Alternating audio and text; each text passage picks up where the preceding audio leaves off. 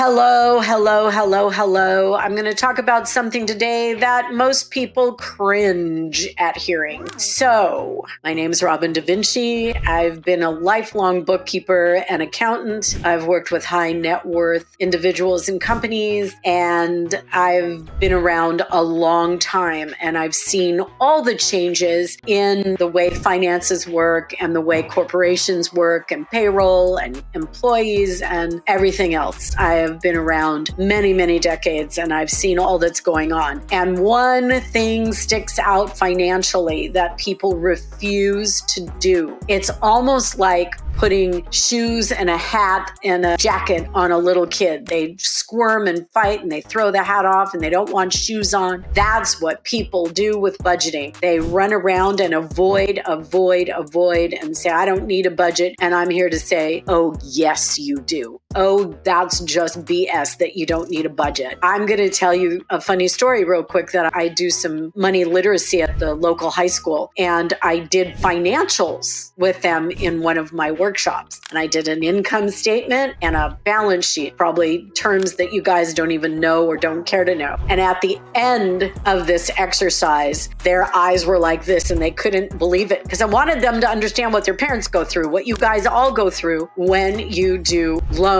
and loan apps and buy a car, whatever, house, boat, whatever you have to do, get a credit card. And what the application process is financials. So at the end of it, one of the students, I said, okay, so what did you get from this? And he said, I think I just need to be badass rich. So all of that conversation and guidance and formats and explaining, financials to these kids, they just went, oh my God, I need a lot of money. And the point is that you don't need a lot of money, but you need to manage that money. And budgets are the way to do it. I knew some people that stuck to their budgets so strictly that they couldn't have any fun at all. I'm not advocating for a strict budget and you never move off that number and you don't give yourself any fun time, or you don't have some, miscellaneous money in there for something. But I know right now, the way the country's going, that lots of people are struggling, and they'll say, oh, the stock market's doing great. But the stock market isn't the economy. The stock market doesn't represent the regular average person in our country. We are on budgets. How much is your rent or your mortgage? How much are groceries? How much is your car payment and insurance and auto related repairs and gasoline? People don't sit down and look at that. In fact, not only do they not budget their regular things, but then they don't budget inside their fun things, so that something that might be fun ends up going way outside the boundaries of what you can afford. So budgeting is really important. So I encourage you right now to do these few things. Number one, sit down and add up all your expenses for 1 month. Take the actual from the month before. Go get your credit card statements, go get your bank statements, pull them up online, whatever you do, and put down everything you spent. Put it all down. Mortgage, property tax, insurance, auto, cell phone, utilities, gardeners, parking garages,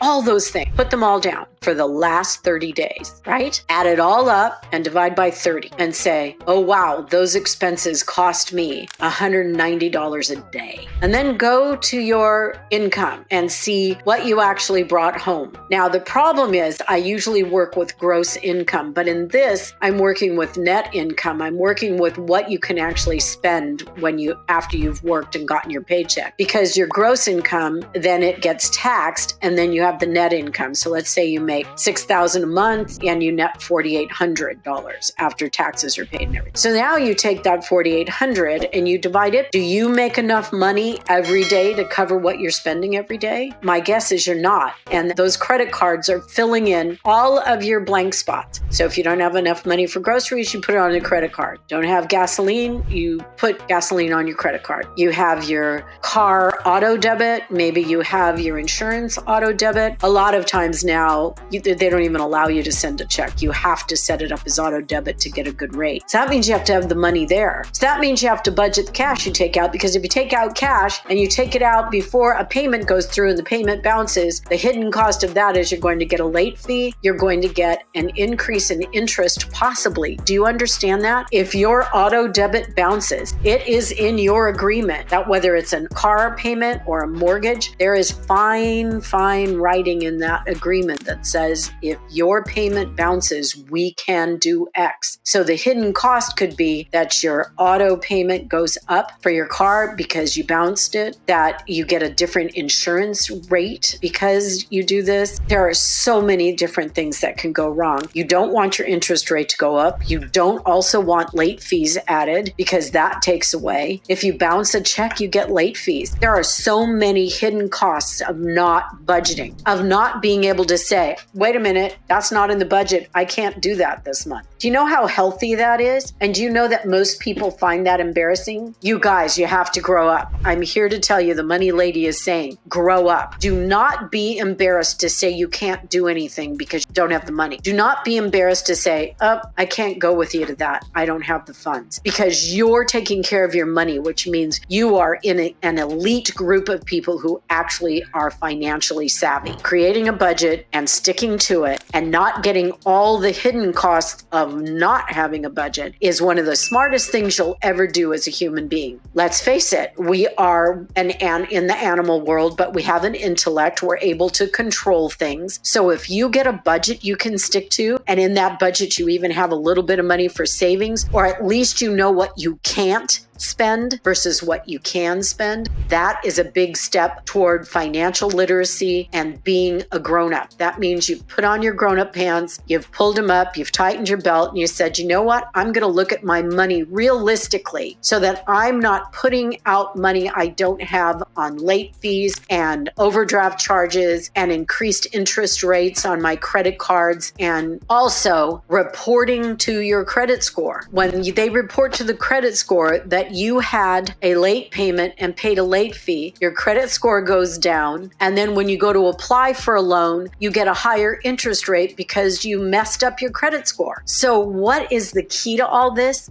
Budgeting your money and sticking to your budget. Saying, this is all I can spend, and looking people straight in the eye and saying, hi, I can't afford it. That means you're grown up. That means you've got financial savvy. That means you can say, oh, I've entered the world of adulthood. I've entered a new phase in my life. I literally can take care of this. That's what that means. And it's very important. Please don't misunderstand that even if you say, well, I don't make much money, I don't have to budget it. If you make very little money, you need to budget it. If you make medium money, you need to budget it. If you make a lot of money, you need to budget it. You need a budget. And people just squirm. I say this in an adult class when I'm teaching money, and people go, I don't want to. Oh my God, how old are you? Saying, I don't want to eat my applesauce. That's what it sounds like. Wham, wham, wham, wine, wine, wine. Well, this lady won't allow that because you need to know exactly what you need every day when you wake up. I need to make and have $190 to cover the mess I've been spending. Now, going forward, you can make a budget where you're not in the hole and you can actually have spending habits that don't put you in the hole. Come on, you know that's the right thing to do. So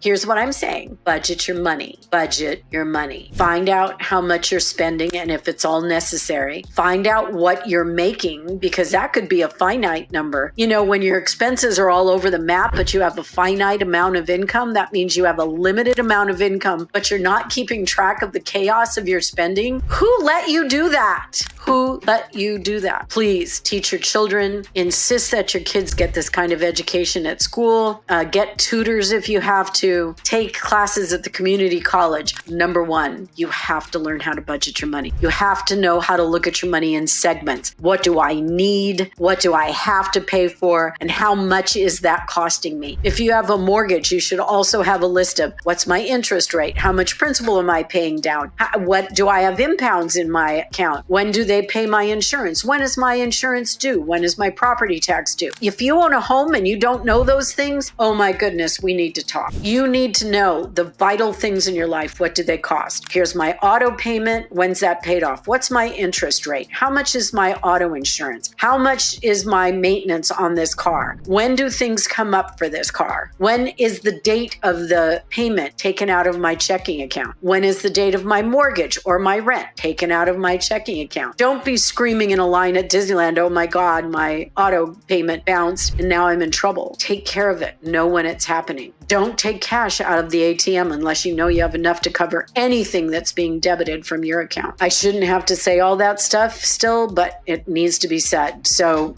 Budget, budget, budget. Take your expenses, divide them by 30. Take your income, divide it by 30. See what you're doing. See if you're filling in with credit cards that are costing you 24% a month.